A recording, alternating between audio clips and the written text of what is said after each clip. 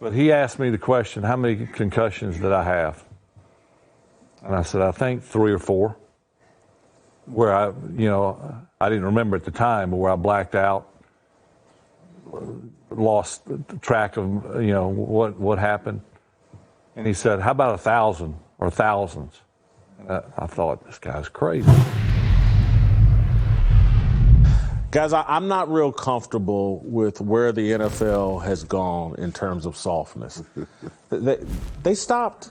They stopped Fluff League. They stopped 2 preseason games because a guy got hurt, and one of them was out of the hospital that night. And I'm like, I'm old enough to remember Jack Tatum, and so Seth, you are too, and Daryl Stick. They finished that game. That was a preseason game. Yes, it was a preseason game that Jack Tatum. I just want to know, because you brought it up a little earlier. When Skip said that, that's the same thing I was saying on my couch to my old lady. Like, baby, they finna fly this game up. I mean, we all saw him warming up and everything. I'm like, hey, this is for the #1 seed in the AFC, buddy. Yeah. You got to line this thing up and go to work. I mean, I understand that. But the thing that got me, the tackler went down. Not the guy who got hit. This the guy who was tackling and he was on the ground. Now, blessings to him and everything, but we play a game that you can go down. And we all take that risk going into it, with our children and our moms and everything. But we got to finish this game. That's what I was thinking. They're going to finish this game. Am I the only one sitting here that was sitting at home saying they're going to finish this game? I thought they were until the moment I was like, oh, they're not going to finish. Oh, no. I thought they were until the point where I thought they said they're not. Yeah, exactly. Yeah. I'm like, when are they going to do this? Yeah. Now, and look, I did get caught up in the emotion of it, like, oh, they're doing CPR on the guy. That's another level. And so I could see where they had built us up. When they cut him out of it, that's what freaked everybody out. You had to cut him out of his pads. But they've been building us up to this for years in terms of demonizing hard hits. You got demonized for a hit on an offensive lineman that, again, that hit... Keep your head on the swivel. I got one of those hits in high school from a guy named Pat Quigley.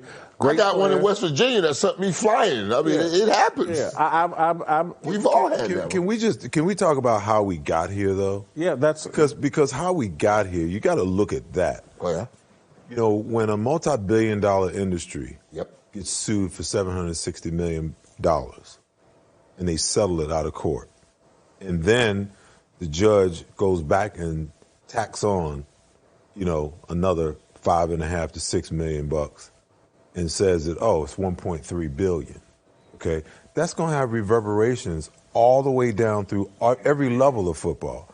We're not just talking about professional football, because I was coaching my son back then, and people were like, oh, I can't believe you let your son play football. I'm like, I learned more from football than the college degree that I got. Okay. There's no way I wouldn't let him play. Now, we had a rule. We talked about it. I said, you got 3 concussions, and then you done. Because I know what it's all about. So it's the public perception, and anytime that, you have a correction that's made, like that was made with the whole concussion thing, it always goes overboard. The corrections are always way overboard. Now, to Warren's point, we know exactly what we're risking when we play the game. We are mortgaging our future well-being for the glory and the money of today. The owners know that. The players know that. The fans, I don't know if they know it, but that's the truth of the matter. Yep. That's what we're doing. And they got the greatest feeding system ever. 119 plus colleges that dump kids out every year to them. But they also, right now, the game has gotten softer, while the rewards for playing the game have gotten super high, and they're telling everybody, well, you got to take less risks than the guys before you, and fans, you have to be satisfied with a game that's much softer than what made you fall in love with the game. I just think it's better than having a rheumatologist as head of the concussion board for 13 years. I don't. You guys are better experts or better opinions on that. I don't buy the whole concussion thing, but maybe I'm an Well, I think concussions are more serious than I think they've elevated some things medically, rule, regulations, changes, whatever you want to call it, that are good. Because I'm like Seth. I mean, no kid should be playing tackle football. I'm Some do, some don't. What's a kid? Define a kid. Is that Doesn't have 15 hair years underneath old? his arms or down there. Well, when I talked I had a conversation with Dr. Benjamin Amalu we had a phone conversation many years ago, and he had no clue who I was. He didn't know anything about football, which to me what made him even more credible. But he asked me the question, how many concussions did I have? And I said, I think 3 or 4, where I didn't remember at the time, but where I blacked out, lost track of, what happened. And he said, how about 1,000 or thousands? And I thought, this guy's crazy. I said, no, I didn't have that many. He said, how many times did you hit the turf or get tackled and your ears were ringing or you saw stars? Most plays. I said, pretty much every time I got tackled. And he said, that's a concussion. That's a concussion. And he said, so you see where I'm getting the thousands? And I was like, damn. I said, so when do you think it's safe to play tackle football? He said, never. Never. Listen, there's truth in that. There is truth. The human body was not designed to be in 60-something car wrecks a game, 70-something car wrecks a game, because that's really what it is. My problem with, kids can't play football, shouldn't play tackle football until they're at least 14 years old, it doesn't work, man, because I coach young kids, and I've had kids who've never played before, and I've had kids that have played, kids that I coached from the time that my son started playing at like 9 years old, but I had kids that started at like 7 or 8 years old. They knew how to hold the ball. They knew how to catch the ball. They knew how to, throw the football. So you give me a 14-year-old and he's never played before, he can't survive because he doesn't even have the skills to play at that level. Yeah. Let alone when you get to that age, your reasoning, your mind begins to reason different, because when they're 7, 8, 9, 10 years old, they'll run through a brick wall because they're fearless. But by the time they get to 14, they start to reason in their mind.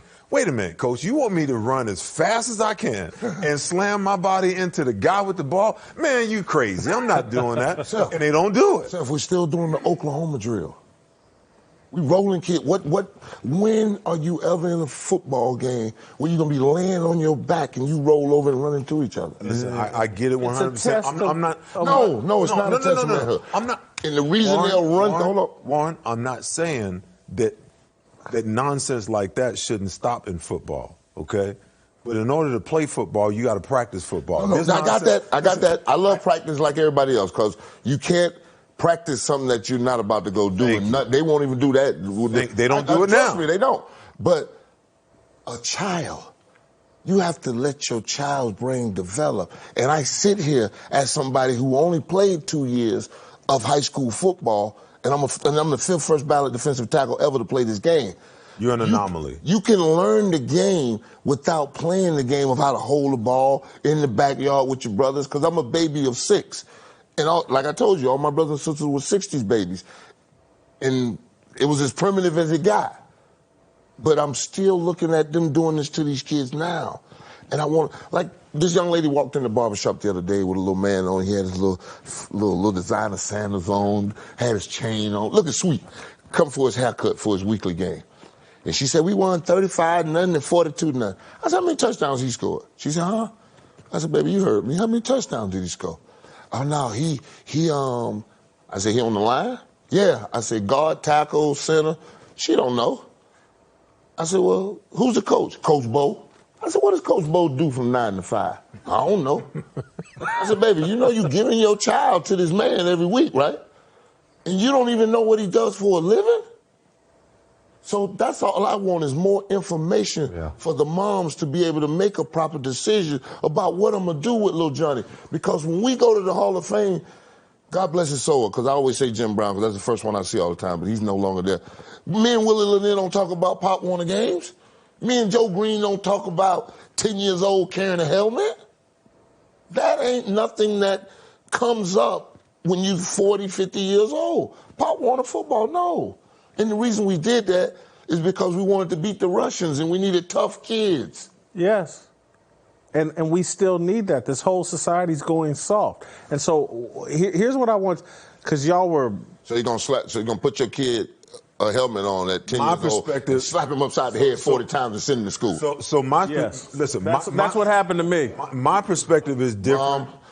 I can tell you a story about my mother. do that. Yeah, Jason, it's a good story. It's a positive. My perspective is different because when my son decided he wanted to play, because I never pushed him to play, when he decided he wanted to play, I put him in flag first. Yeah. I said, you're going to do flag, and then he started getting aggressive in flag, and then I was like, okay, now it's time to make the transition. Then I coached for 1 year as a defensive coordinator, and I swore that I'd never not run my own team after that. So now I'm coaching my kids different. I got common sense. I know what young kids, I know what they need, and I know how to deal with each and every kid that I have on my team because I take the time to learn them. Thank you. Yeah. And as a player, I approach it differently.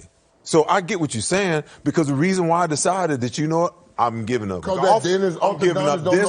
I'm giving up Yeah. everything that I'm doing if you want to play.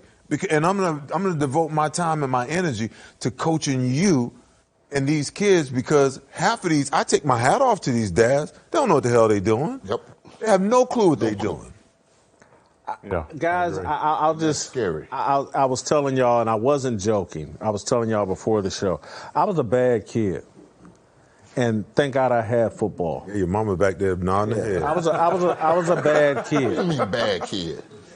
I was a bad kid, You Warren. wasn't breaking the law.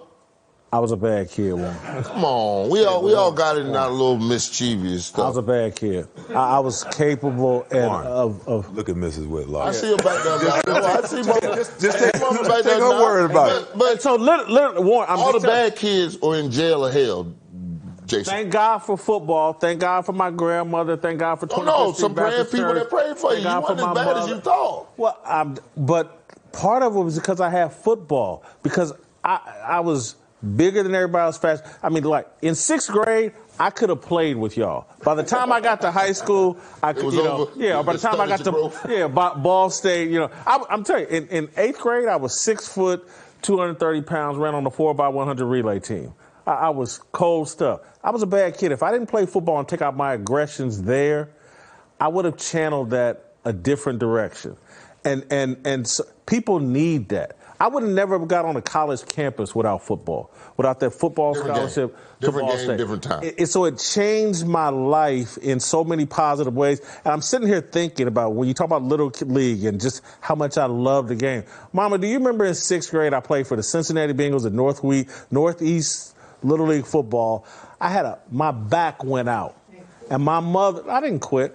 My mama, that's not, Daddy took me, because I was on a terrible team. I was the only good player. But I did not quit. My daddy Dad took you off the team. We got you. No, he didn't take me off the team. No, he said, "You gonna do what?" And he drove me back up there and said, "I don't care how bad this team is. You own it. You on the Yeah, team. you You're the own only it. good Yeah. player." And so, what my mother doesn't remember, or she's about to have her memory jog, I hurt my back and thought I was gonna miss a Saturday game. My mother, not because she was some crazy football mama, but because I was crying and like, I'm not missing this game. She stayed up all night putting Bengay on my back so I could go play in that game on Saturday as a 6th grader. And it wasn't because she ain't no crazy football What was the mother. score? It was the only game we almost won because I played out of my mind. Almost won. So mama knows best. Yeah, but I'm just saying, Almost won. I needed football to take that edge off of me. Okay, all right. And I got this. We had less things to occupy us then. There's so much more now. And none of it's healthy, Warren. As healthy as football. None of it. So you telling me Video games, baseball, social basketball, media. all the non-contact sports? I used to swim. I was a swim team. Yeah, breaststroke, baby. I'm sure you were good. I went to districts. I mean, but Every damn there's thing he does, he's good at it. Come on. There's something other than football. But not to take out that aggressive energy that I had. and to take that so I could channel it a different direction. And I just look at Dick Butkus and Deacon Jones and all that era, and I see, and I'm sure there's a lot of them that got physical problems, whatever, but this Terry Bradshaw, he's still on TV talking real well for a guy. But again, real well for a guy. I mean, it was brutal. It was physical back then. It was aspirin and ice, too. Yeah. Oh, the aftercare was not very good. God. Bone sticking out, and we'll tape it up. Maybe it'll go back in. Yeah. Yeah. Times have certainly changed. Thank God. In some ways, it's good. In some ways, maybe it's not so good. Like what you saw? Hit that like button, subscribe, and check out the full episode by clicking the link below.